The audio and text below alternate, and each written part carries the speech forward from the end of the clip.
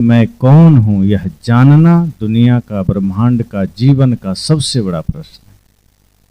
क्योंकि हम सब कुछ जानते हैं, चांद को जानते हैं, तारे को जानते हैं, ग्रह को जानते हैं, नक्षत्र को जानते हैं, धन दौलत को जानते हैं, अपने देश के बारे में तो जानते ही हैं, विदेशों के बारे में जानते हैं, लेकिन अपने बारे में आदमी नहीं जानता। मैं कौन हूं, इसी प्रश्न से आदमी जीवन भर अनजान रह जाता है। बाकी सबका ज्ञान वो कर लेता है, और बाहरी जितने भी ज्ञान हैं वो मात्र जानकारी है। मान लीजिए हम जान लिए पानी कैसे बनता है, हम जान लिए समुद्र की गहराई कितनी है, हम जान लिए धरती से चंद्रमा की दूरी कितनी है, हम जान लिए अमेरिका में कितने लोग रहते हैं, क्या हो जाएगा हमारा? मान लीजिए हम इतिहास की बहुत सारी जानकारी इकट्ठी कर लिए, उससे हमारा बन क्या जाएगा? लेकिन यदि हम जीवन भर यह नहीं जान पाए कि मैं कौन हूं, तो संत कहते हैं फिर हमारा जीवन इस धरती पर व्यर्थ है। क्योंकि हम दूसरे को तो जान लिए, खुद को ही नहीं जान पाए, अपने को ही नहीं जान पाए। अब इस सत्संग में किसी से पूछा जाए आप सबसे, आप कौन हैं, तो निश्चय ही थोड़ा ठहरेंगे कि यहाँ सवाल कैसा है। यही बात बाहर किसी से पूछा जाएगा, कोई इंटरव्यू देने जाए, वहाँ पूछा जाए आप कौन हैं, तो आदमी तुरंत अपना नाम बताएगा। मान लीजिए उसका नाम दिनेश है, कहेगा मैं दिनेश हूँ, मैं दिल्ली से या हरियाणा से हूँ, अपना परिचय देगा, मेरे पिता का नाम ये है। लेकिन सत्संग में अगर पूछा जाए आप कौन है, तो आदमी ये नहीं कहेगा मैं दिनेश हूँ।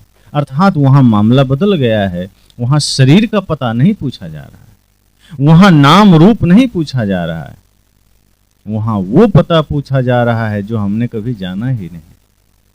मान लीजिए किसी का नाम दिनेश है, संत कहते हैं बताओ तुम कौन हो, कहता है मैं दिनेश हूँ।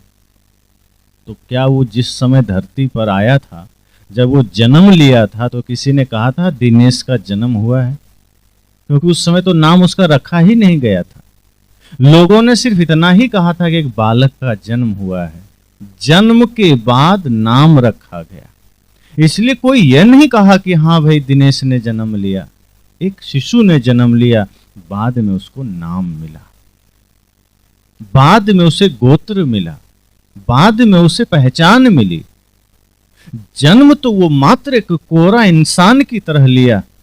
इसलिए जब संत कहते हैं कि ये जीवन का सबसे बड़ा प्रश्न है, मैं कौन हूं, तो इस पर हम सबको ठहरना है। हम सब कुछ जानते हैं, लेकिन मैं कौन हूं यह नहीं जानते। अब साधारण सी बात है, लोग कह देंगे मैं आत्मा हूं, पूछेंगे आप कौन है, तो हम भी आत्मा हैं। और ये प्रश्न वेदों में भी इसका उत्तर दिया गया, पूछा गया मैं कौन हूं, तो ऋषियों ने कहा अहं ब्रह्मास्मि, मैं ही ब्रह्म हूं, मैं ब्रह्म हूं। तो लोगों ने कहा आप ब्रह्म हैं, फिर हम सब कौन हैं? तो ऋषियों ने कहा तत्त्वमसि, तत्त्वम असि, तुम भी वही हो। अर्थात मैं ब्रह्म हूं तो आप भी ब्रह्म हैं। पर अब सवाल यह उठता है कि मान लीजिए कोई कहे आप कौन है, आपने कहा मैं आत्मा हूं, तो शब्दों में तो कह दिया मैं आत्मा हूं, बोध कैसे होगा कि हम आत्मा हैं? प्रमाण क्या है कि हम यह जान लिए हैं कि हम आत्मा हैं?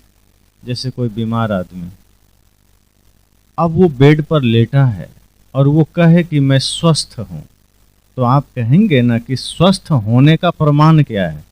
कि आप बेड पर लेटे ना रहें, दवाइयाँ ना खाएं, आपके शरीर में बढ़िया हलचल रहे, आप टहलें, काम करें, बढ़िया से खाए पिएं, सबसे बात करें, डॉक्टर के यहाँ जाना ना पड़े, सिर में दर्द नहीं, पैर में कंपन नहीं, कहीं कोई समस्या नहीं। जब सब तरह से आप स्वस्थ हैं, तभी ना आप कह सकते हैं कि मैं स्वस्थ हूँ। अब कोई बिस्तर पर लेटा है, सिर में दर्द हो रहा है, पेट में समस्या है, त्वचा में समस्या है, मानसिक रूप से परेशान है और दवाइयाँ खा रहा है, और वो कह दे मैं स्वस्थ हूँ, तो कोई मानेगा? कहेगा नहीं। स्वस्थ होने का प्रमाण भी तो पता चलना चाहिए। इसी तरह से अगर हमने कह दिया कि मैं आत्मा हूँ, मैं चैतन्य हूँ, मैं जीव हूँ, मैं अविनाशी हूँ, तो इसका प्रमाण क्या है? कोई भी व्यक्ति पढ़ करके कह देगा अच्छा मैं शरीर नहीं, मैं आत्मा हूँ। तो हाँ, किसी ने पूछ दिया अब मैं आत्मा हूँ। तो आत्मा होने का प्रमाण क्या है? स्वस्थ होने का प्रमाण है। कोई पुलिस है तो पुलिस होने का प्रमाण है, उसके पास कागज है। आदमी होने का पहचान है कि चलो आंख नाक कान है। इसी तरह से भारतीय होने का पहचान है कि वोटर आईडी है, आधार कार्ड है। तो बाहर जो कुछ भी है उसका एक प्रमाण है। मैं आत्मा हूं इसका तो कोई कार्ड बनता नहीं, कोई प्रूफ नहीं है। तो प्रूफ क्या है? मैं कौन हूं, ये सवाल बहुत बड़ा है। और इसके उत्तर में अगर कोई कहता है मैं आत्मा हूं, तो आत्मा हूं इसका प्रमाण क्या है? अब इसका प्रमाण हमें समझना है कि जैसे किसी को बोध हो गया, किसी को ज्ञान हो गया कि मैं आत्मा हूं, तो मैं आत्मा हूं इसका मतलब यह शरीर मैं नहीं हूं, सबसे पहली बात।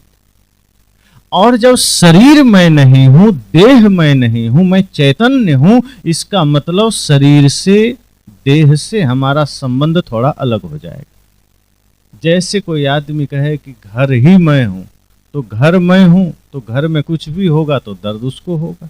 लेकिन घर में रहने वाला घर से अलग होता है, शरीर में रहने वाला शरीर से अलग होता है।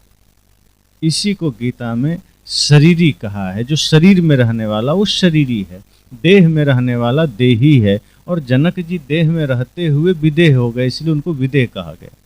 तो जब देह में हम हैं, शरीर में हम हैं और इससे हम अलग हो गए, जैसे ही मैं कौन हूं, मैं आत्मा हूं, ये बोध पक्का होता है, तब हम शरीर से अलग हो जाते हैं। फिर जैसे ही शरीर से अलग होते हैं तो शरीर का कोई भी बंधन हमें दुख नहीं पहुंचाता।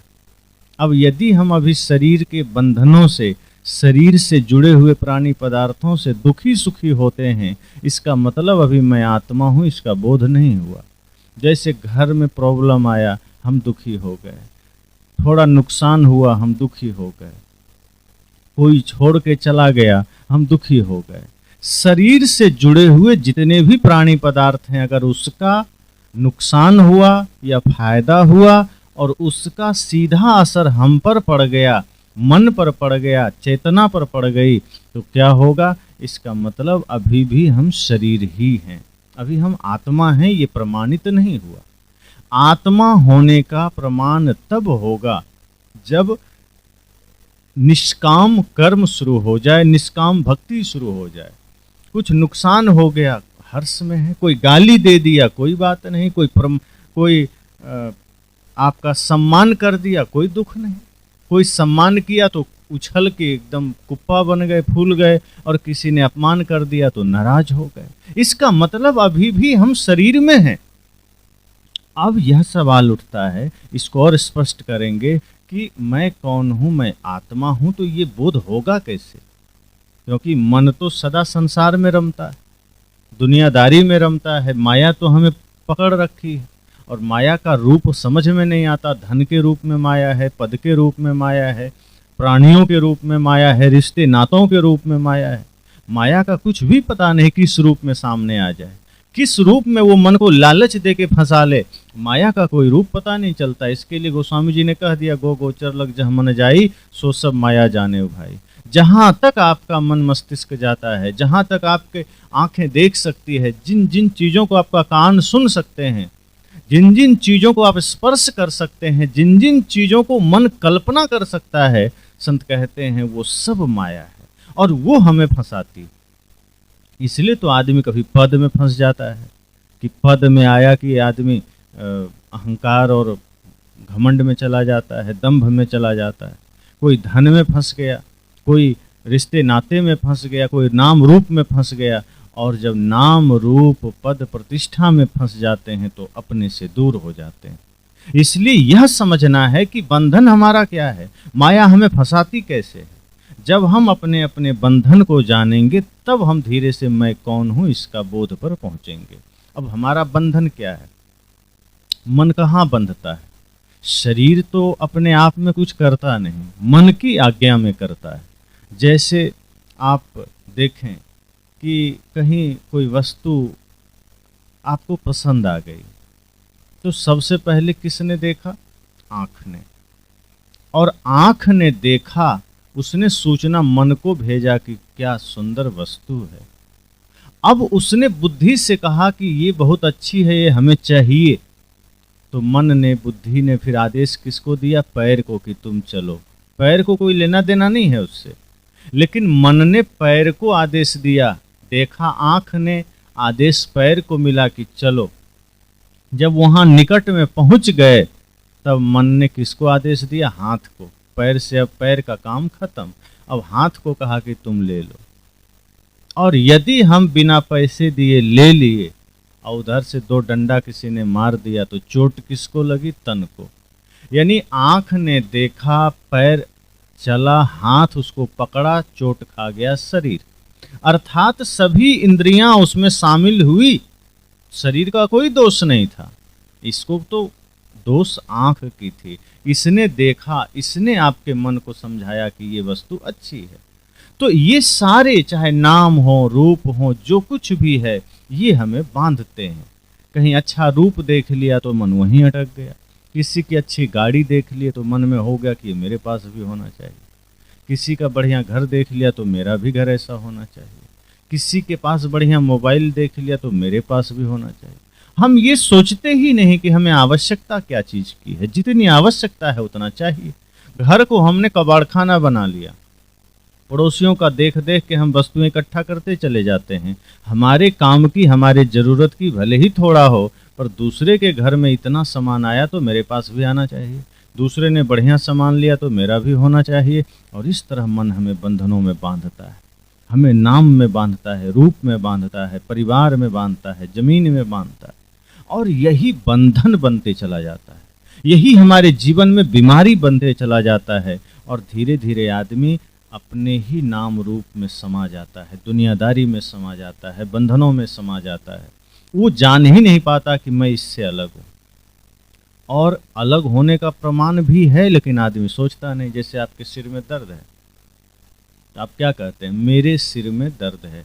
कोई कहता है कि मैं सिर में दर्द हूँ? मेरे सिर में, अर्थात मेरे, जैसे ये मेरा पानी है, मेरा घर है, मतलब दूरी है, एक हम नहीं है। जैसे मेरी उंगली में चोट लग गई तो मैं थोड़ी कहता मैं उंगली में चोट लग गया, मेरी उंगली में चोट लगी है, मतलब मेरी, हमारे और उंगली के बीच दूरी है। पर हम जब उसे खुद मान लेते हैं, शरीर को ही अपना ठिकाना मान लेते हैं, तो शरीर भी हमारे दुख का कारण बन जाता है।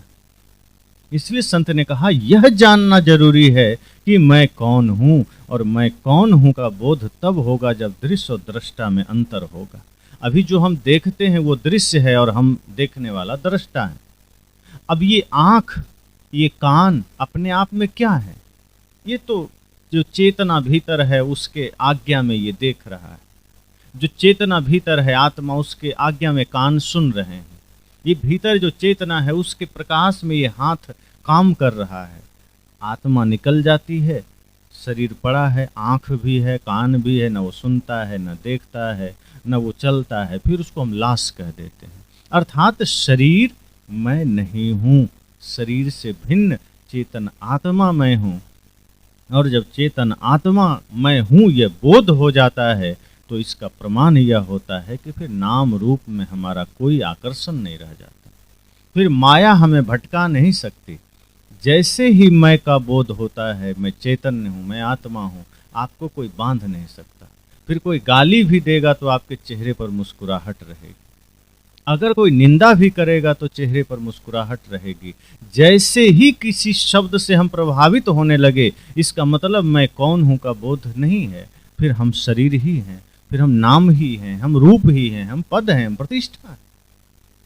और फिर हम शब्दों में उलझेंगे। फिर किसी ने अच्छा कहा तो हम थोड़ा सा प्रसन्न चित्त हो जाएंगे, किसी ने बुरा कहा तो फिर हम नाराज हो जाएंगे, फिर हम संसार के अनुसार चलने लगेंगे, फिर दुनिया जैसा चाहेगी हम व्यवहार करने लगेंगे। अभी जैसे टीवी लगी होती है घर में, तो आपके हाथ में रिमोट है, तो आपको मन आया कि हमको समाचार देखना है, आपने बटन दबा दिया, समाचार का चैनल चल गया। बच्चे आ गए, अब बच्चे का मन हो गया कि नहीं हमें समाचार नहीं देखना है, हमें क्रिकेट देखना है। उसे क्या करना पड़ा, उसे भी एक बटन दबाना पड़ा, बटन दबाया, क्रिकेट का चैनल लग गया। अब बुजुर्ग लोग आ गए, इन्हें मन हो गया कि नहीं हमें तो भजन सुनना है, आस्था चैनल, उसने बटन दबा दिया, आस्था संस्कार लग गया। अब टीवी वही है, रिमोट वही है, दबाने वाला बदल रहा है, चैनल बदल रहा है, पर टीवी ने कभी नहीं कहा कि तुम क्यों बदल रहे हो, हमको जो है भजन में ही रखो या क्रिकेट में ही रखो। वो कुछ नहीं है, आप जैसा चाह रहे हैं वो बदल रहा है, वैसा चल रहा है। हमारा आपका जीवन भी टीवी के समान हो गया। हमने अपना अपना रिमोट किसी और को दे दिया। सामने वाला आदमी बटन दबाया, हम क्रोध में आ जाते हैं। सामने वाला आदमी बटन दबा दिया, हम गाली देने लग जाते हैं। सामने वाला आदमी बटन दबाया, हम झगड़ा करने लग जाते हैं। सामने वाला बटन दबाया तो हम उद्वेगित होने लग जाते हैं। मतलब दूसरा आदमी चाहे तो हमें गुस्सा में ले आवे, दूसरा आदमी चाहे तो हमें किसी से झगड़ा करा दे। अब दूसरे आदमी आपको कान भर दिया कि उसने तुम्हारी निंदा की है या तुम्हारे पीठ पीछे शिकायत की है, अब हम इतना प्रभावित हो गए कि हम जाके झगड़ा कर लिए। तीसरा आदमी, हम अपने आप में कुछ भी नहीं रह जाते हैं, हम अपना नियंत्रण दूसरे के हाथ में दे देते हैं। दूसरा जब चाहे बटन दबा दे, हम गाली में आ गए, हिंसा में आ गए, नशा में आ गए। दूसरा जब चाहे हम प्रतिक्रिया में लग गए। संत कहते हैं कि जब हम स्वयं के जीवन का नियंत्रण दूसरों को देते हैं, हम फिर तब स्वयं से दूर होते चले जाते हैं। फिर हम नाम रूप में चले जाते हैं, माया में चले जाते हैं, संसार में चले जाते हैं, और फिर संसार की तरह ही हमारा व्यवहार होने लगता है। फिर सुख दुख हानि लाभ में हम इतना रचपच जाते हैं कि दूसरा जब चाहे हमें नाराज कर दे, दूसरा जब चाहे हमें पीड़ा में डाल दे। संत कहते हैं लेकिन जब मैं कौन हूँ ये पक्का बोध हो जाता है तो दूसरा कुछ भी करे हम कभी प्रभावित नहीं होते। कई लोग कहते हैं क्या करें, ऐसा माहौल है कि मन बदल जाता है। हम पीना थोड़े चाहते थे शराब, किसी ने पिला दिया। हम तंबाकू खाना नहीं चाहते थे, मित्रों ने खिला दिया। हम गाली देना नहीं चाहते थे, सामने वाले के वजह से देना पड़ गया। संत कहते हैं आप ध्यान के द्वारा स्वयं पर इतना नियंत्रण कर लीजिए, स्वयं को इतना मजबूत बना लीजिए कि दूसरे का प्रभाव आप पर नहीं पड़े, आपका प्रभाव दूसरे पर पड़ जाए। जैसे सूर्योदय होता है तो सूरज का प्रभाव पूरी दुनिया पर पड़ती है, अंधेरा मिट जाता है। इसी तरह अपने जीवन में भक्ति का प्रकाश ऐसा जलाइए, ज्ञान का प्रकाश ऐसा जलाइए कि आपका असर दूसरे पर हो जाए। आपसे कोई शराबी बदल जाए, आपसे कोई गाली देने वाला बदल जाए, आपके द्वारा किसी के जीवन में उजाला आ जाए। हम दूसरे के वजह से अपना सतपथ छोड़ देते हैं, हम दूसरे के वजह से अपना भक्ति छोड़ देते हैं, हम दूसरे के वजह से अपना सत्य छोड़ देते हैं। तो संसार में जितना भी आप चीजें देख रहे हैं वो सब बंधन का कारण है, और हम जहाँ जहाँ मन अटकाते हैं वो सब हमारे लिए खतरा बनता है। इसलिए संत ने कहा कि मैं कौन हूँ यह जानना जरूरी है। जब हम मैं को जान लेते हैं, जब हम अपने नाम रूप से ऊपर उठ जाते हैं, तब पता चलता है कि आनंद तो भीतर ही था, परम शांति तो भीतर ही थी, हम बाहर दौड़ रहे थे। और एक बात और है, मैंने कल कहा था संसार में सुख नहीं, संसार में सुविधाएं हैं, संसार में व्यवस्थाएं हैं। संसार में सुख होता तो सब धनपति सुखी होते, लेकिन जिन जिन लोगों ने सुख पाया है, जिन जिन लोगों ने शांति पाई है, संसार को छोड़ा है, उसने नाम रूप को छोड़ा है, उसने दुनियादारी को छोड़ा है। वो पानी में रहते हुए जैसे कोई व्यक्ति तैरना जान ले तो पानी में होते हुए डूबता नहीं है, इसी तरह से संत जन होते हैं। वो संसारिकता में रहते हुए तैरना जान लेते हैं, वो संसारिकता में डूबते नहीं, रहते संसार में हैं लेकिन संसार उनमें नहीं रहता। और सामान्य लोग क्या है, वो रहते संसार में, संसार भी उनके भीतर रहता है। तो रहते रहन सहन सबका बराबर होता है, जीना सबका बराबर होता है, पर एक संसार में होता है उसके अंदर संसार नहीं होता, और एक संसार में होता है संसार उसके भीतर भी होता है। इसलिए जब हम इस दिशा में आगे बढ़ते हैं कि मैं कौन हूँ, तो इसमें बहुत सी बातें आती कि मैं को जानना कैसे है। तो मैंने कहा दृश्य और दृष्टा का भाव लाना पड़ेगा कि मैं चैतन्य हूँ, मैं आत्मा हूँ, मैं शरीर नहीं हूँ। शरीर को मैं देख सकता हूँ, घर को मैं देख सकता हूँ, मैं सारे संसार को देख सकता हूँ, फिर वो मैं कैसे हो सकता हूँ? वो मुझसे भिन्न है, उसके बिखरने में मेरा बिखरना नहीं है, उसके नुकसान में मेरा नुकसान नहीं है। शरीर तो मिट्टी, पानी, आग, हवा का जोड़ है, उससे ये निर्मित हुआ है, ये मेरा घर है। घर में रहने वाला व्यक्ति घर से अलग होता है। ये जो खिड़कियां लगी हैं, दरवाजे लगे हैं, ये घर खुद थोड़े देखता है। आप दरवाजे से आते जाते हैं, आप खिड़कियों से देखते हैं, तो ये भी तो खिड़की है, ये भी तो खिड़की है। ये जो भीतर चेतना है, ये कान के द्वारा सुनता है, कान नहीं सुनता। उपनिषद के ऋषियों ने कहा, आंखें नहीं देखती, बल्कि जिसकी सत्ता में आंखें देखती है उसे तू ब्रह्म जान। कान नहीं सुनते, बल्कि जिसकी सत्ता में कान सुनते हैं उसे तू ब्रह्म जान। ये त्वचा कोमल कठोर का ज्ञान नहीं करती, बल्कि जिसकी सत्ता में ये त्वचा काम कर रही है उसे तू ब्रह्म जान। अर्थात शरीर में जो एक ऐसा सत्ता है, एक ऐसी सत्ता है, एक ऐसी चेतना है जो सबका दृष्टा है, जो यह भी देख रही है कि आंख कहाँ जा रही है, कान क्या सुन रहा है, मन क्या सोच रहा है, वो आत्मा है, वो चेतना है। और जब यह बोध हो गया तो फिर शरीर से दूरी बन जाती है। फिर शरीर मैं नहीं, फिर मैं ये रूप भी नहीं, मैं नाम भी नहीं, जो कुछ भी हट सके आप हटाते चले जाइए।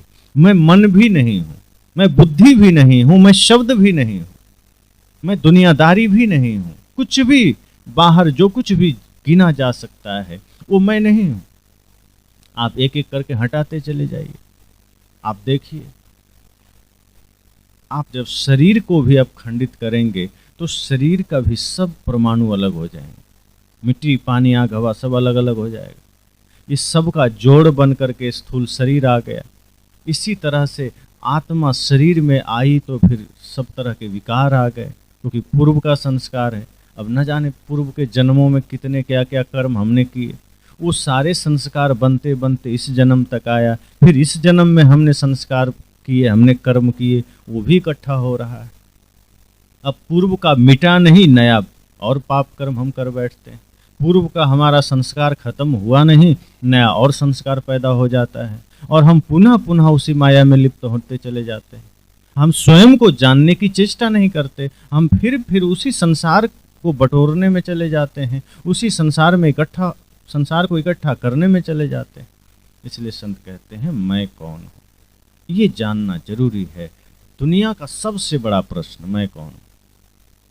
सारे शास्त्रों को कोई पढ़ ले तो शास्त्रज्ञ हो सकता है, सारे चारों वेदों को पढ़ ले वो वेदज्ञ हो सकता है, दुनिया भर के किताबों को पढ़ ले तो वो बहुत बड़ा विद्वान हो सकता है। लेकिन आत्मज्ञानी कौन हो सकता है? जिसने आत्मा को जाना है, मैं को जाना है। आप किसी भी प्रोफेसर को आत्मज्ञानी नहीं कहते हैं। आप बड़े से बड़े जानकार लोग धरती पर हैं, संस्कृत पढ़ने वाले, हिंदी पढ़ने वाले, अंग्रेजी पढ़ने वाले, आप उसे आत्मज्ञानी कहते हैं? नहीं, वो हो ही नहीं सकता। दूसरे को जानने वाला कभी आत्मज्ञानी नहीं होता। दूसरे को जानने वाला विद्वान हो सकता है, ज्ञानी भी हो सकता है, और आत्मज्ञानी वही होता है जिसने स्वयं को जान लिया है। इसलिए मैं कौन हूं यह जानना जरूरी है। जीवन रहते अगर हमने सिर्फ दुनिया को जाना है, हमने संसार को जाना है, इसका मतलब हमने जीवन गंवा दिया। मैं को जानना है कि मैं तो चेतन हूं, फिर मैं किससे दुखी हो रहा हूं? ये जो कुछ भी बन रहा है, बिगड़ रहा है, तो मिट्टी, पानी, आग, हवा का जोड़ है। ये तो संसार का काम है, मैं इसमें मन को लगा रखा हूं। मैं तो वो हूं जिसका न मृत्यु है न जिसका जन्म है। मैं तो चैतन्य हूं। नैनन छिन्दन्ति शस्त्राणि नैनन दहति पावकः न चैनम कलेद्यन्त्यापो न शोषयति मारुतः। कृष्ण कहते हैं ये तो वो चेतना है, वो आत्मा है जिसे अग्नि जला नहीं सकती, जल बहा नहीं सकता, हवा उड़ा नहीं सकती, मिट्टी अपने में मिला नहीं सकता, आकाश अपने में समा नहीं सकता। हम तो वो चैतन्य हैं। फिर हम एक नाम रूप में क्यों अटक रहे हैं? और जो साथ जाएगा भी नहीं। जीवन इसके लिए थोड़े मिला, जो जाएगा ही नहीं हम उसी में पूरा दिन लगा दिए, हम पूरा जीवन उसी में लगा दिए। जो हमारा नहीं है हम उसी को अपना मान लिए। घर अपना है, यही तो दुख का कारण है। ये संसार अपना है, ये जमीन अपनी है, यही तो दुख का कारण है। संत कहते हैं अपनी है, ये व्यवहार की दृष्टि से जानिए कि ठीक है घर में है तो चलो मेरा घर है, लेकिन जब आंखें बंद करके बैठिए, स्वयं को निहारिए, तो यह मत सोचिए कि ये सब मेरा है, तब यह सोचिए कि ये शरीर भी मेरा नहीं। शरीर से ही तो सब जुड़ा है। जब शरीर पड़ा रहे, आत्मा निकल जाए तो फिर आत्मा, आप क्या कहते हैं कि व्यक्ति गुजर गया, मर गया, अमुक व्यक्ति का देह छूट गया, अर्थात शरीर यहीं रह गया, लेकिन शरीर में रहने वाला आत्मा चली गई। अब शरीर पड़ा है, कौन देखेगा? जिस घर को उसने बनाया, जिस घर में उसने पूरी सजावटें की, जमीन खरीदा, वो शरीर घर में पड़ा है। अगर उसमें से आत्मा निकल जाए तो घर के ही लोग उसको घर से बाहर कर देते हैं कि जल्दी निकालो, शरीर तो यही है। फिर आदमी क्यों उसको बाहर निकाल देता है? शरीर को क्यों नहीं रखता?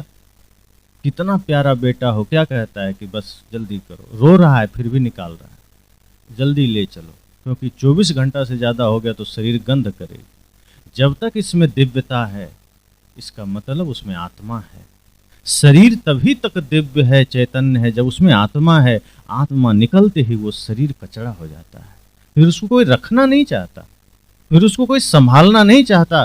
पुत्र ये नहीं कहता कि हाँ पिताजी का शरीर है, इसी हाथ से हमको खिलाते थे, इसी पैर से हमको कंधे पर बिठा के वो चलते थे, इसलिए हम रख लें घर में। कोई करता है क्या? आंसू तो बहाता है, रोता है, दुखी होता है, पर अर्थी पर लिटा के मरघट पहुंचा देता है, और वही पुत्र मुख में अग्नि डाल करके जला भी देता है। किसको जलाया? शरीर को। क्यों? क्योंकि भले ही उसको शरीर में ममता है, पर इतना जानता है कि शरीर में अब चेतना नहीं, आत्मा नहीं है। आत्मा थी तब तक वो पिता था, आत्मा थी तब तक वो पति था, आत्मा थी तब तक वो मित्र था, बंधु था, सब कुछ था। आत्मा निकल गई तो क्या लोग कहते हैं? लाश पड़ी है। आत्मा निकलते ही वो शरीर लाश बन जाता है, वो रिश्ते खत्म हो जाते हैं। जब राम जी ने बाली को मारा था तो तारा, बाली की पत्नी थी, बहुत रोई, राम जी को बुरा भला बोली। बाली का शरीर वहीं पड़ा है, लाश, राम जी वहीं बैठे हैं, तारा भी वहीं बैठी। तो तारा ने राम जी को बड़ा अपशब्द कहा कि तुमने मेरे पति को मार दिया।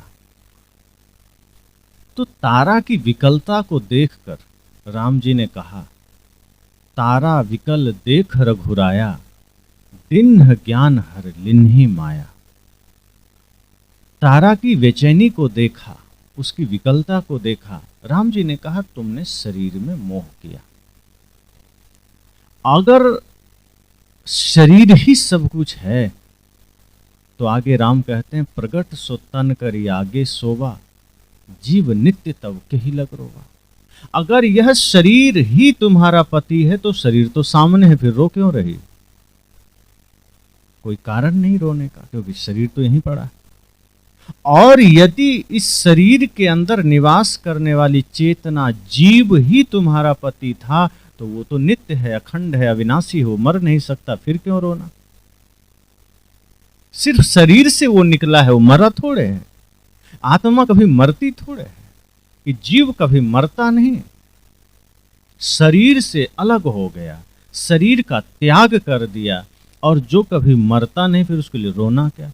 अगर तुम बाली को शरीर मानती हो तो शरीर तुम्हारे आगे है, प्रगट सो तन करी आगे सोवा, फिर ये शरीर तुम्हारे आगे पड़ा है, फिर इसको लेकर खुश हो जाओ।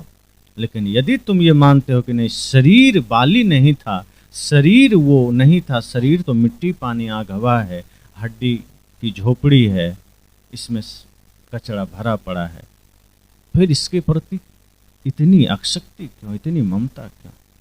अब सोचिए सच में शरीर में क्या है?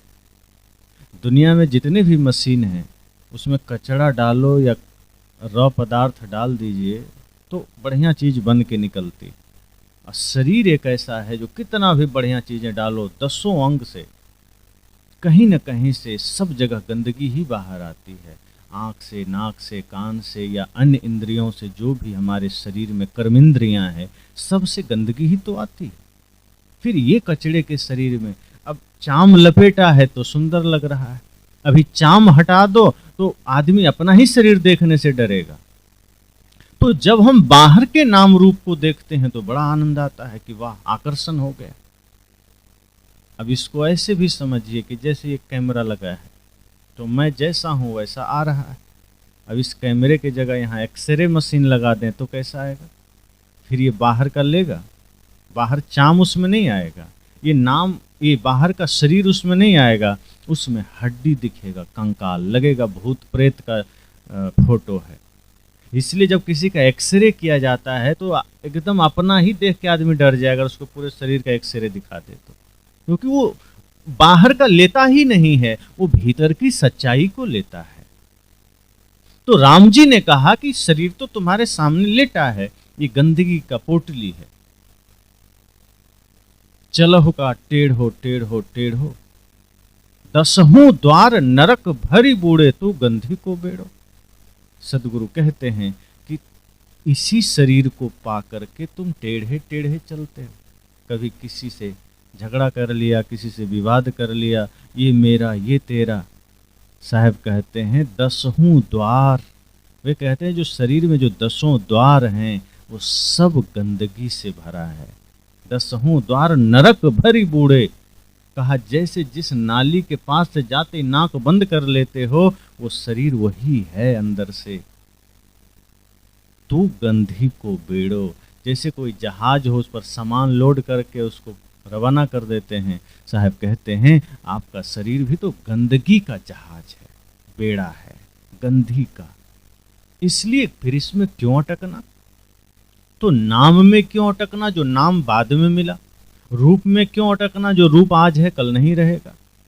बचपना में जो रूप मिला, जवानी आते आते रूप बदल जाती, रूप स्थिर है। जो शरीर हमें मिला बचपन में कुछ और शकल थी, जवानी आते आते शकल बदल गई कि नहीं? और वो शकल जो लग रहा है एकदम क्या ताजा ताजा, जैसे ही बुढ़ापा आई वो शकल भी बदल गई, चेहरे में झुर्रियां पड़ गई, बाल सफेद हो गए, दांत हिलने लगे, त्वचा लटक गई, वो शरीर रहा। तो नाम भी आपको बाद में मिला, रूप भी स्थिर नहीं है, वो भी धीरे धीरे बदल रहा है। वो भी अब बचपना का शकल अपना देख लो, जवानी का देख लो, बुढ़ापे का देख लो, तो आपको लगेगा सब बदल गया, कुछ भी नहीं है। लेकिन एक है भीतर जो बदला नहीं है, और वो आत्मा है। वो कभी बदलता नहीं, वो अपरिवर्तनशील है। अब इसका प्रमाण क्या है कि मान लो शरीर बदल गया, जो बचपन में था, जन्म लेते समय जो शरीर था वो जैसे ही 5 साल का हुआ, 7 साल का हुआ तो उस समय बदल गया, 10-15 साल का हुआ थोड़ा और बदल गया, 20-25 साल का हुआ थोड़ा और बदल गया, 50 का हुआ थोड़ा और बदल गया, 60-70 का हुआ और बदल गया। और आत्मा नहीं बदली, इसका प्रमाण क्या है? शरीर बदल गया। वैज्ञानिक भी कहते हैं 7 साल में शरीर के सारे परमाणु बदल जाते हैं, वही नहीं रहते। आदमी जो जन्म लिया है 7 साल के बाद उसके सारे परमाणु चेंज हो जाते हैं, वो होता ही नहीं है। ऐसे ही 7-7 साल में अगर कोई व्यक्ति 70 साल का है तो सोचो 10वां रूप चेंज हो चुका है, वही नहीं है। लेकिन कुछ तो ऐसा है जो कभी चेंज नहीं होता, वो क्या है? वो आत्मा है। और कैसे? अब आप सोचिए, आप जब छोटे थे बचपन में, कुछ घटना याद है? बचपन की किसी किसी को घटनाएं सबको याद होगी, कोई ना कोई घटना याद होगी। 5 साल में, 7 साल में, 10 साल में, जो भी उम्र रही होगी, कोई ना कोई घटना याद होगी। 20 साल की घटना याद होगी, 25 साल की उम्र की घटना याद होगी, जो भी होगा कोई ना कोई घटना आपको याद होगी। इसका मतलब शरीर बदला पर बचपन की घटना भी अगर याद है, इसका मतलब कोई ऐसा है जो बचपना को भी देखा है, जवानी को भी देखा है, आपके बुढ़ापे को भी देख रहा है। मतलब वो आत्मा बचपन में भी वही था, तभी तो याद है। अगर आत्मा भी बदल जाती तो घटना याद नहीं रहती। इसका मतलब वो स्थिर है। जैसे कोई वस्तु चल रही है, इधर से इधर गाड़ियां आ रही है, जा रही है, आप यहाँ बैठे हैं तो पहली गाड़ी निकली आपने देखा, दूसरी निकली आपने देखा, तीसरी निकली आपने देखा। क्यों देखा? क्योंकि आप कहीं जा नहीं रहे हैं, आप बैठे हुए हैं, आप देख रहे हैं। लेकिन अगर कोई चल रहा है साथ साथ में वो तो एक ही को देखेगा।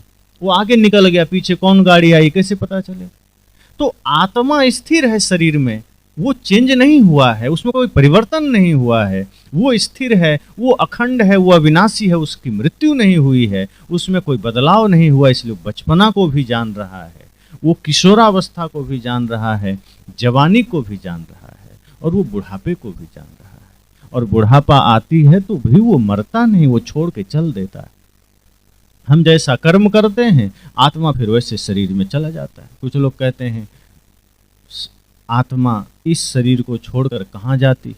अब कोई देखा तो नहीं, लेकिन एक अंदाज लगता है कि हमने इस जीवन में जो कर्म किया, अगर हम धर्म के काम कर रहे हैं, अगर हम परमार्थ के काम कर रहे हैं, अगर हम जीवों पर दया कर रहे हैं, गुरु संत की सेवा कर रहे हैं, और हम बहुत ज़्यादा कुछ नहीं कर पाए, तो निश्चय ही आत्मा पुनः मनुष्य शरीर में जाएगी। वो फिर कीट पतंग में नहीं जाएगी। और अगर हमने पाप किया है, दूसरे का दिल दुखाया है, हमने दूसरे को कष्ट दिया है, नफरत किया है, घृणा किया है, चोरी छल किया है, तो मृत्यु के बाद आत्मा फिर चली जाएगी कीट पतंग, सांप छुछुंदर, हाथी घोड़ा, कहीं भी चली जाएगी जहां उसको पाप का फल भोगना है। मनुष्य के अलावा जितनी भी खानियां हैं वो पाप का फल भोगने के लिए, और मनुष्य का देह मिलता है धर्म का काम करने के लिए। लेकिन आदमी क्या करता है, पूर्व के कुछ संस्कारों के वजह से और आज मन और माया के अधीन होकर के इस जन्म में भी संसार का ही काम करता है, पाप का ही काम करता है, और फिर वो भयंकर नरक में जाता है। इसलिए संत कहते हैं कि जब मनुष्य शरीर मिला तो जानो कि मैं कौन हूँ। मैं शरीर नहीं, मैं देह नहीं, मैं संसार नहीं, मैं नाम नहीं, मैं रूप नहीं, सबसे पृथक मैं चेतनात्मा हूँ, और मेरा धर्म है इन बंधनों को काटना। मेरा धर्म, मेरा दायित्व, मेरा कर्तव्य है मुक्ति तक पहुँचना, मोक्ष तक जाना, गुरु की भक्ति के रास्ते पहुँचेंगे। गुरु की भक्ति जिस दिन हृदय में आ गई जीवन में, इसीलिए कहते हैं गुरु बहुत जरूरी है। जब हम गुरु, सच्चे गुरु को जीवन में धारण करते हैं तो गुरु अपने ज्ञान से, अपने आदर्शों से, अपने विचारों से हमें सतपथ प्रदान करते हैं।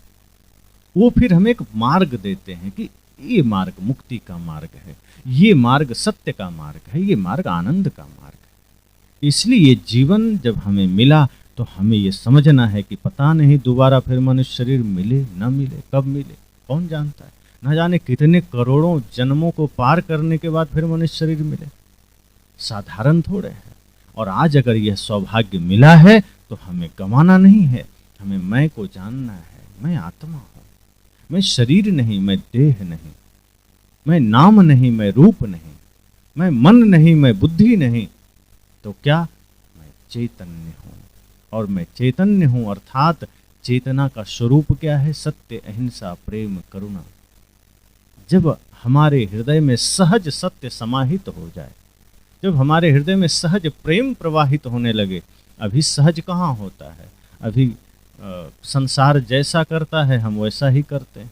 कोई गाली भी दिया तो हम भी तो गाली ही देते हैं, हम भी तो गुस्सा ही करते हैं। जब कोई गाली दे और हमारे भीतर से प्रेम निकलने लगे, कि जैसे पेड़, अभी आम का सीजन है, कोई पत्थर मारेगा तो पेड़ क्या करेगा? बदले में पत्थर थोड़े मारेगा, वो आम का फल गिरा देगा कि ले भाई, तो तुमने पत्थर मारा, मैं तुमको फल दे रहा हूँ। ये प्रकृति का एक नियम है। हालांकि आम के पेड़ को कुछ पता नहीं है कि उसने पत्थर मारा तो मुझे पत्थर मारना है कि फल देना है। कहने का मतलब है कि उसके पास फल ही है। कोई पत्थर भी मारेगा, उसके पास जो है बदले में वही लौटाएगा। अगर हमारे भीतर सिर्फ प्रेम ही प्रेम है तो कोई गाली का भी पत्थर मारेगा तो हम प्रेम ही लौटाएंगे, हम फिर गाली नहीं लौटाएंगे।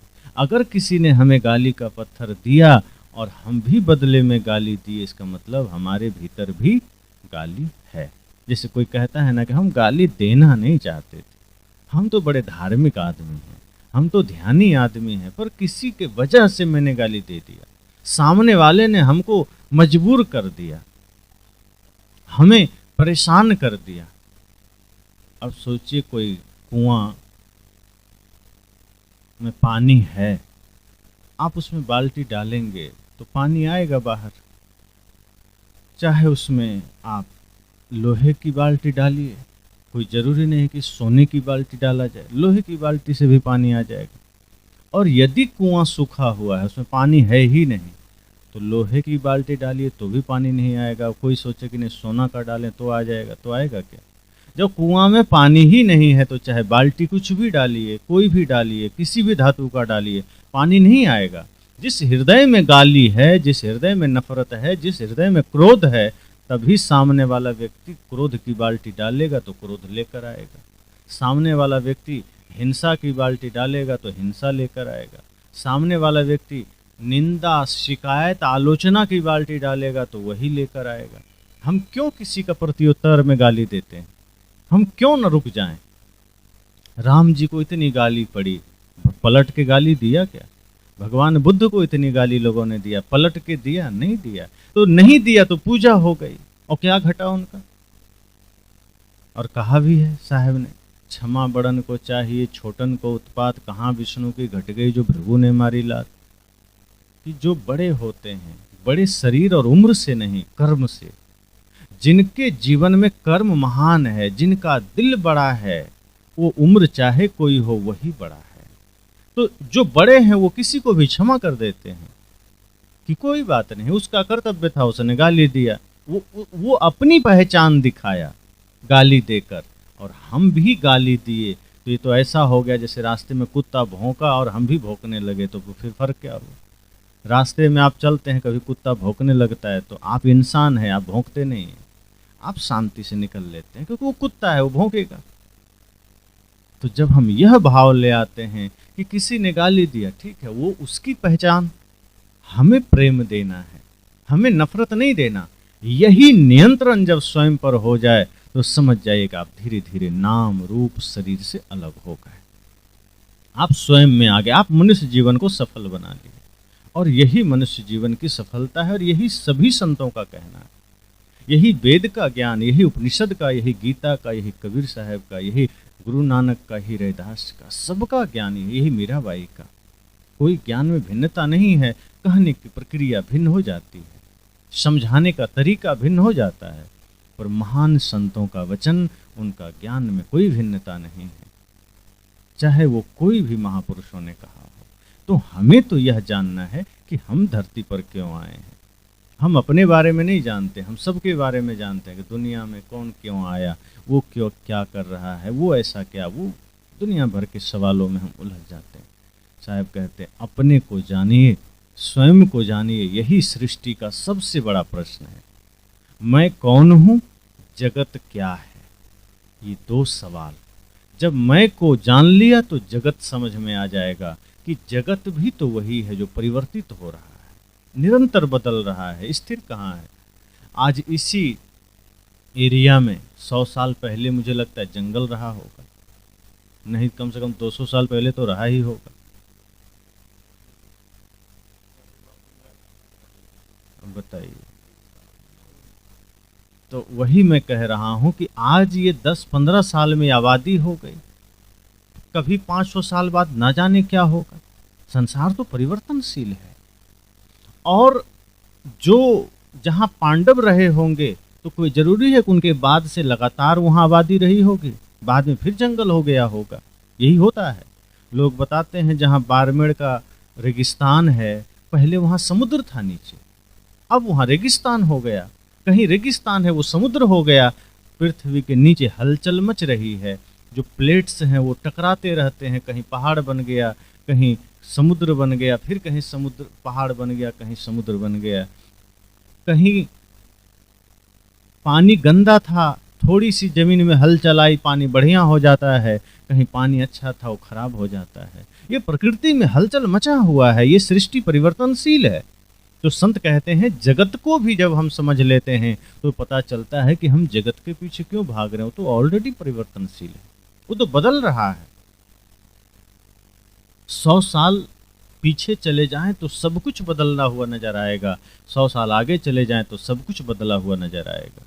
और जहां सब कुछ बदल रहा है वहां हम स्थायित्व चाहते हैं, उस संसार में हम कुछ बनाना चाहते हैं। रावण भी तो यही चाहता था कि हम अमर होकर आए हैं, मृत्यु को दासी बना लिए हैं, स्वर्ग में सीढ़ी लगाएंगे। लेकिन जब मृत्यु का समय आया तो उसी रणभूमि में वो लेटा हुआ है और कहा जाता है, थर्राते थे पांव जिनके सामने जाते हुए, देखा उनकी खोपड़ी को ठोकरे खाते हुए।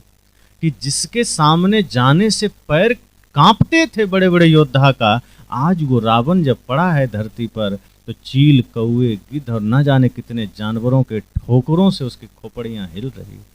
यही तो दशा होनी है संसार का, यही दशा शरीर का होना है। संत कहते हैं फिर इस शरीर और संसार में क्यों अटकना, क्यों ना उस सत्य को जानना जो आपको मुक्ति तक ले जाए। इस नश्वर जगत को क्यों जानना, नश्वर जगत सिर्फ आपके शरीर की व्यवस्था के लिए है, इसका उपयोग उतना ही करिए। बहुत बढ़िया घर हो, बहुत बढ़िया पैसा हो, जमीन हो, गाड़ी हो, पर ये मानिए कि यह मेरा नहीं है, ये सदुपयोग के लिए है, अपने लिए, परिवार के लिए, समाज के लिए, राष्ट्र के लिए। जितना बन सके अगर निष्काम भाव से आप करेंगे तो संत ये नहीं कहते कि सब कुछ फेंक करके भिखारी बन जाओ। राजा जनक राजा थे, सब कुछ था उनके पास, धन दौलत संपदा, लेकिन उसमें रहते हुए वो निष्काम थे। तो किसी ने कहा कि घर में रहते हुए, परिवार में रहते हुए, राज्य चलाते हुए, धन के बीच रहते हुए निष्काम कैसे बने। एक व्यक्ति के मन में सवाल हो गया, सोचा कि राजा जनक को लोग विदेह कहते हैं, ये विदेह कैसे हो गए, ये भी तो राज्य चला रहे हैं, सेना इनके पास है, सोना चांदी इनके पास है, हीरे जवाहरात है, नौकर नौकरानी है, दास दासी है, सब कुछ तो इनके पास है, सोने का मुकुट पहने हुए हैं, फिर ये निष्काम कैसे हुए, फिर ये विदेह कैसे हुए। इसका मतलब ये भी संसार में लगे हुए। तब एक संत ने कहा, जाओ तुम पता करो। वो युवक चला गया, राजा जनक से निवेदन किया कि मैं जानना चाहता हूँ, आपको लोग विदेह कहते हैं, पर यह बताइए कि मुझे संदेह है, आप भी तो राज्य दरबार में हैं, सिंहासन पर हैं, धन के बीच हैं, इतने सारे तामझाम आपके साथ हैं, फिर आप विदेह कैसे।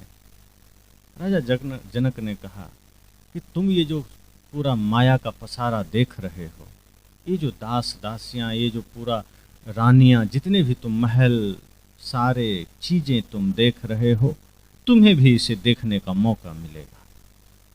जहां कोई सोच नहीं सकता, कोई कल्पना नहीं कर सकता, उन भवनों में तुम जा सकते हो। देखो इस माया का पसारा को एक बार देख लो। तुम कहते हो क्या है, तो तुम तो बाहर से देख रहे हो, अंदर घुस के पूरा राज्य को एक बार देख लो, मेरे महलों को देख लो, मेरी रानियों को देख लो। वो तो खुश हो गया कि इतना सब कुछ हमें देखने को मिलेगा। कहा हाँ, और जो कुछ भी देखोगे उसमें से जो धन संपदा होगी, सोने चांदी होंगे, वो तुम्हारा हो जाएगा। वो और खुश हुआ, कहे तो बड़ी बात हो गई। कहा लेकिन एक शर्त है कि तुम्हें एक तेल से भरा हुआ कटोरा हाथ में लेकर चलना है, बिल्कुल लबालब भरा हुआ, एक बूंद की भी जगह नहीं रहेगी, और उसे लेकर तुम्हें चलना है। कहा ठीक है चल देंगे। कहा रुको तो अभी शर्त पूरी नहीं हुई, और तुम्हारे अगल बगल 2 सैनिक तलवार लेकर चलेंगे। कहा वो क्यों। कहा एक भी बूंद अगर कटोरे से जमीन पर गिरा वो तुम्हारी गर्दन काट देंगे। अब वो घबरा गया, फिर भी सोचा कि बड़ी सावधानी से चलेंगे, जो जो देखेंगे, जहां जहां पहुंचेंगे सब मेरा हो जाएगा।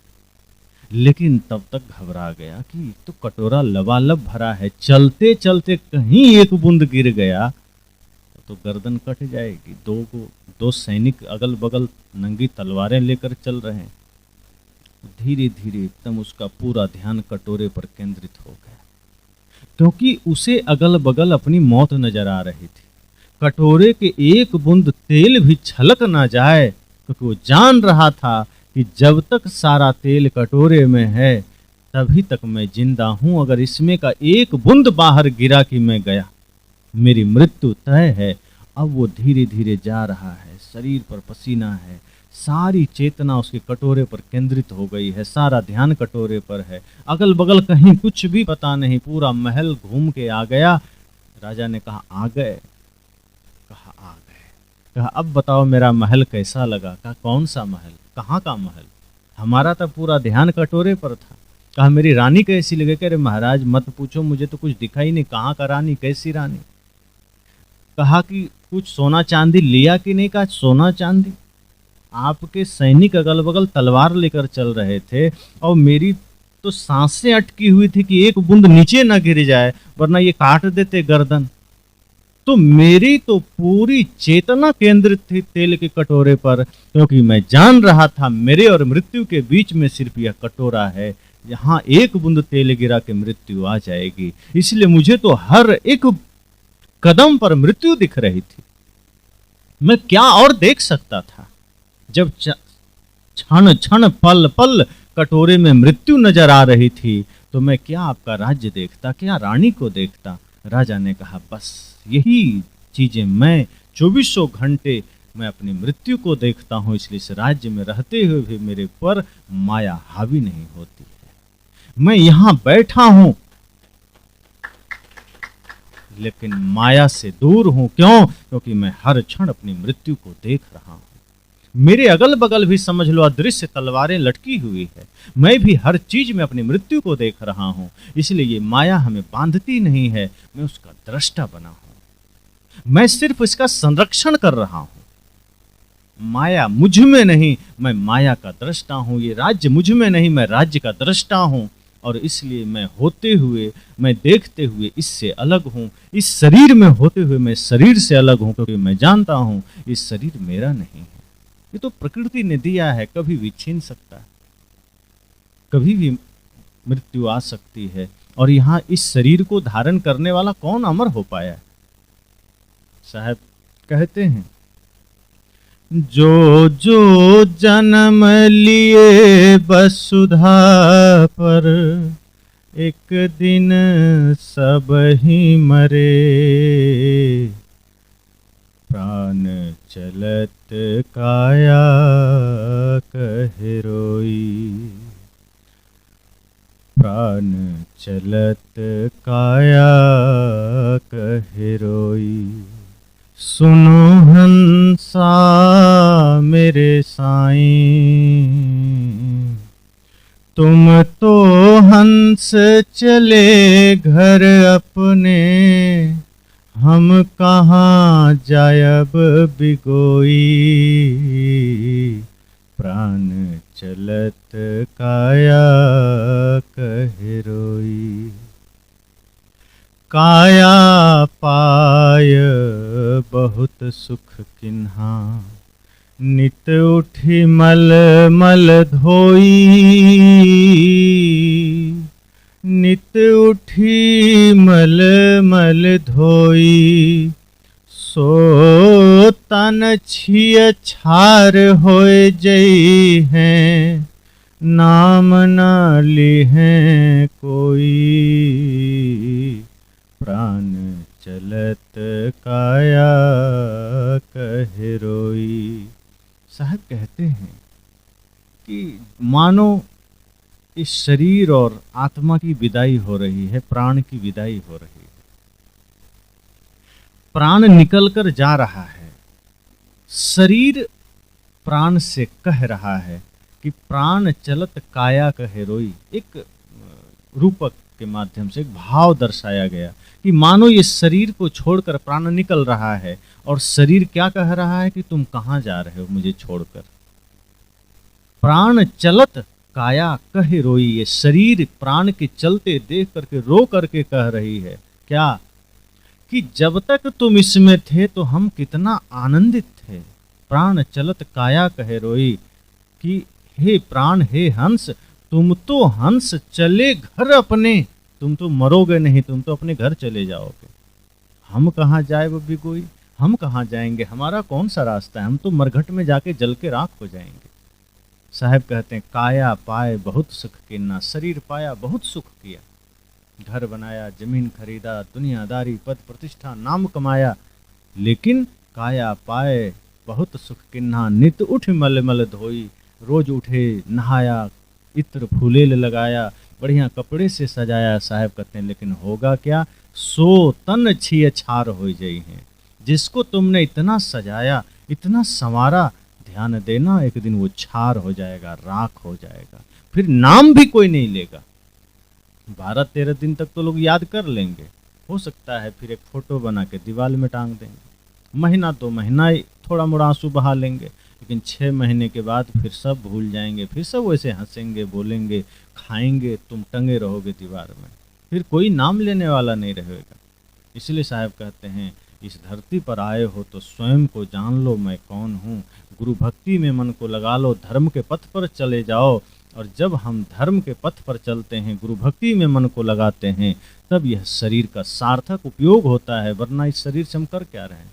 कहीं माया का दाग लग रहा है, कहीं क्रोध का दाग लग रहा है। जैसे कपड़ा है, अब इसमें दाग लग जाए तो हम क्या करते हैं? अपने से छुड़ाते, नहीं छूटा तो धोबी को दे देते हैं, वो केमिकल डाल के छुड़ाता है, क्योंकि दाग हमें अच्छा नहीं लगता। साहब कहते हैं आपके जीवन में भी तो दाग लग रहा है, कहीं क्रोध का दाग लग गया, कहीं चोरी का, कहीं घमंड का, कहीं हिंसा का, कहीं नफरत का, इसको भी तो छुड़ाना है। गुरु धोबी शिष्य कापड़ा, और ये छूटेगा कहाँ? कपड़े को तो धोबी के पास दे आए, शरीर कहाँ देंगे? तब साहब कहते हैं गुरु धोबी, गुरु ही धोबी हैं और शिष्य कपड़ा है।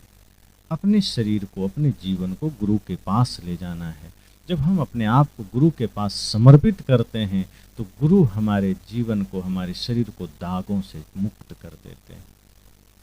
तो मैंने कहा जीवन का सबसे बड़ा प्रश्न है मैं कौन हूँ, और जब मैं को जान लेते हैं तो ये जगत, ये नाम, ये रूप, सबसे हमारी विरक्ति हो जाती है। क्योंकि ये कुछ भी जाने वाला नहीं है, परिवर्तनशील है। ये जगत क्या है? सब परिवर्तनशील है, बदल रहा है।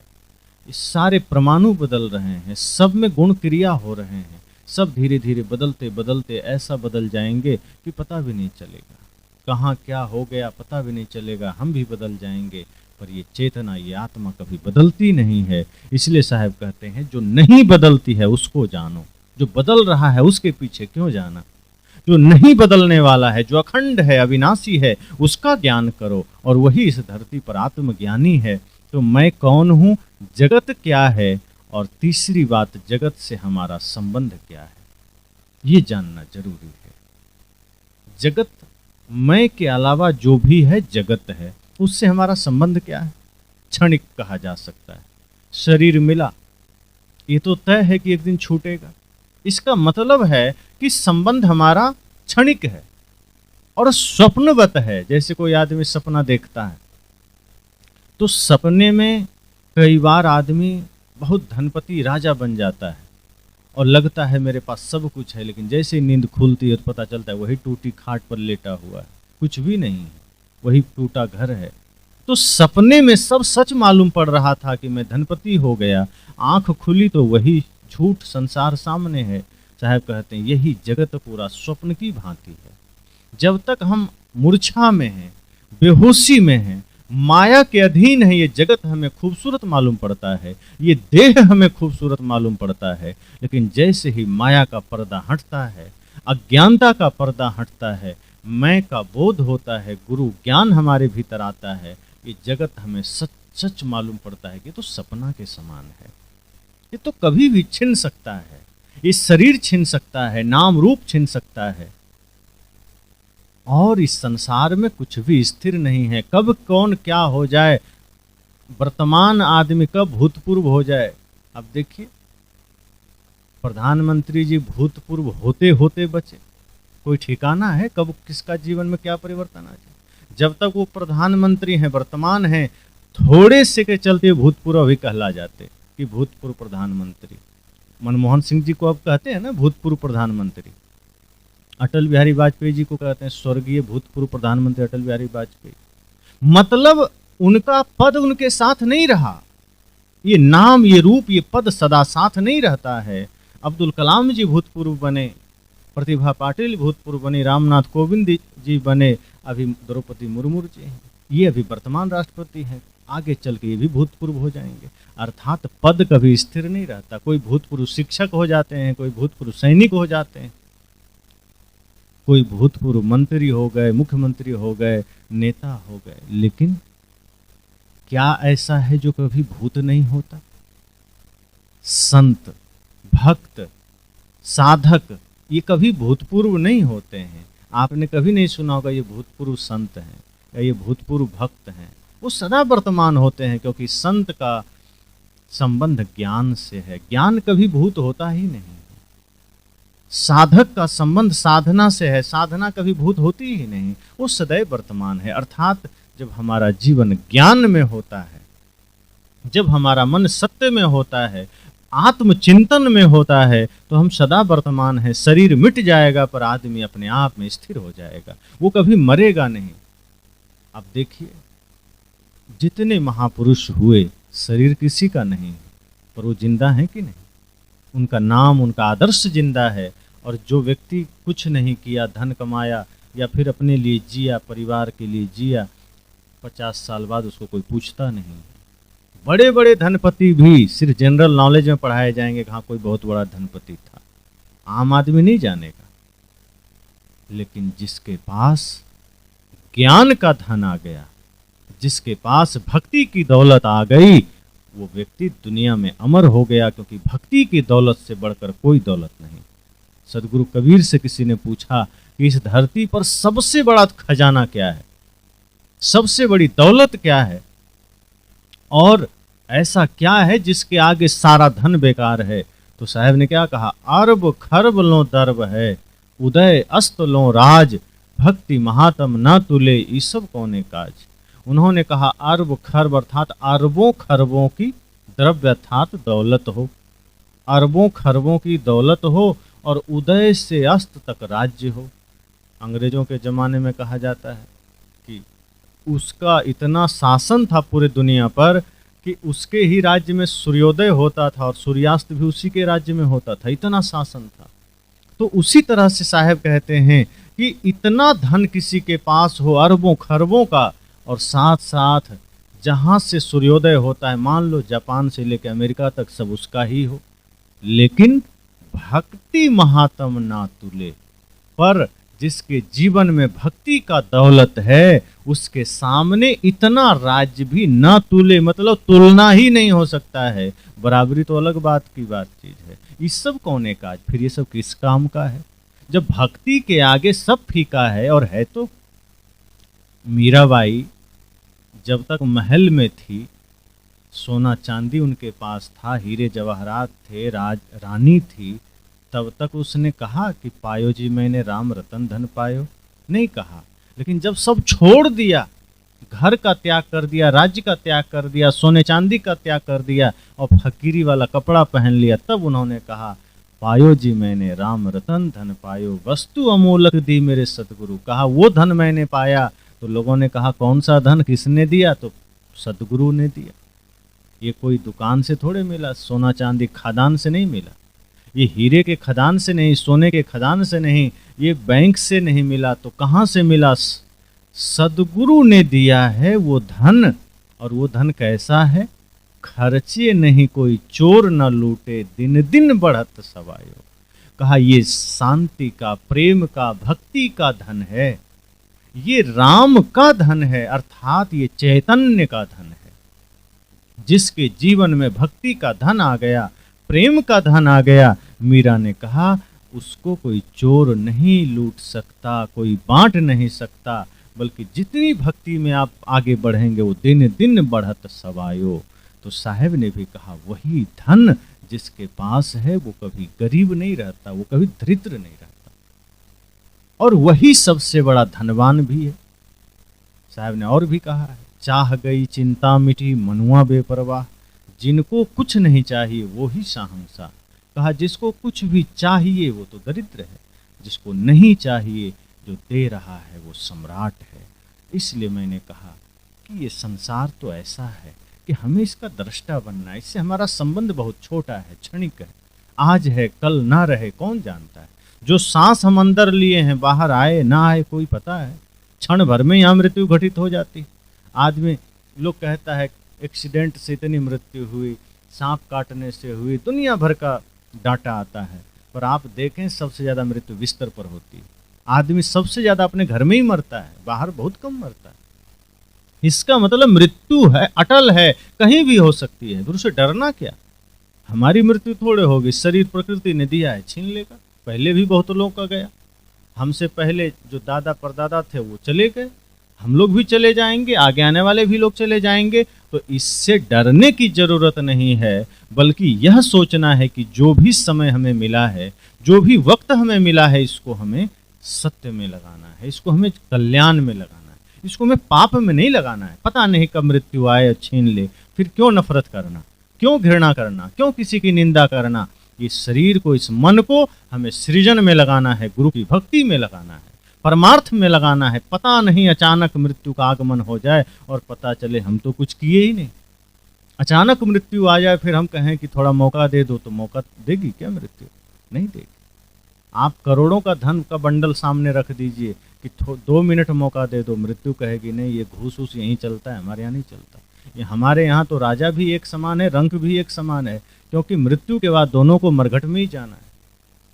जिंदा रहते रहते वीआईपी व्यवस्था है, मरने के बाद कोई वीआईपी व्यवस्था नहीं है। मृत्यु के आगे सब बराबर है, इसलिए शमशान कहा जाता है, जहां सबकी शान बराबर हो जाए, शमशान। इसलिए मैं कौन हूं, ये जीवन का सबसे बड़ा प्रश्न है। जान लीजिए कि मैं चैतन्य हूं, मैं आत्मा हूं। मेरा काम ये नफरत में पड़ना नहीं है, मेरा काम घृणा में पड़ना नहीं, ये तो शरीर से जुड़े हुए माया का काम है, और माया में अटके मतलब नरक गए। इसलिए माया से मुक्त होना है, मैं को जानना है, मैं कौन हूँ, जगत क्या है। जगत मरण धर्मा है, परिवर्तनशील है, ये सब परिवर्तित हो रहा है। आप कुछ नहीं भी करें, एक कपड़े को खरीद के बक्से में रख दें, 50 साल बाद उसको खोलिए, उसमें परिवर्तन हुआ है, वो कपड़ा फिर आप ऐसे करिए फट जाएगा। कुछ आपने किया नहीं, पहना नहीं, फिर भी वो धूल धूल हो जाएगा, मतलब उसमें परिवर्तन चल रहा है।